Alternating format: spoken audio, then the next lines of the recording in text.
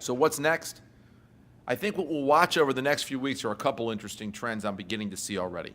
First, Republicans will try to do three things.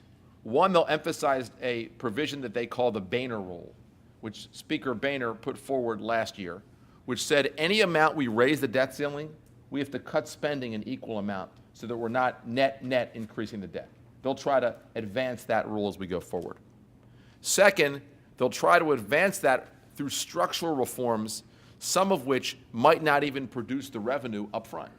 So, for example, if they could get an adjustment to the consumer price index, how that's measured. Today it focuses more on wages, and this would focus on prices too. If they could get that change, over 10 years it produces this much, but over the long term it's a structural reform that makes government more affordable.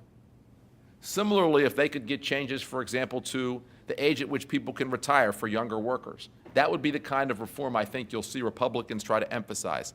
Things that don't just reduce the ledger of government, but that fundamentally change how government operates going forward. And finally, Republicans will look for every way they can to make the debate about funding the government, that third part of the cliff, they're running out of money, and not about the debt ceiling. So, for example, Senator Toomey from Pennsylvania, one of the leading economic conservative senators, has already put forward legislation that would empower the Secretary of the Treasury to pay off the bondholders by taking some what he would argue are non-priority parts of government and not funding them when we get to that point sometime in early March. So Republicans will focus on structural reforms, less spending, and they'll make it about government funding. The Democrats in the White House, I think what you'll see them try to do is they'll make it about the credit rating of the United States.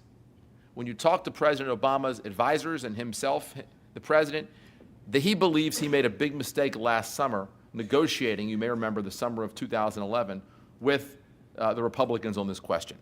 And he has said, I will not negotiate over the credit rating of the United States. You have to raise it, take it or leave it. And he'll do everything he can whenever these other questions come up to say that the Republicans are risking the creditworthiness of the United States and they shouldn't negotiate on this question. Some in Congress who are allies of the president have even said the president can use the 14th Amendment to himself raise the debt ceiling, pay off bondholders, and not have Congress do it. And that'll be what you see, I think, from the administration. Also, I think you'll see, to the extent to which they say we will negotiate, they'll say for any spending reduction, you need higher revenues.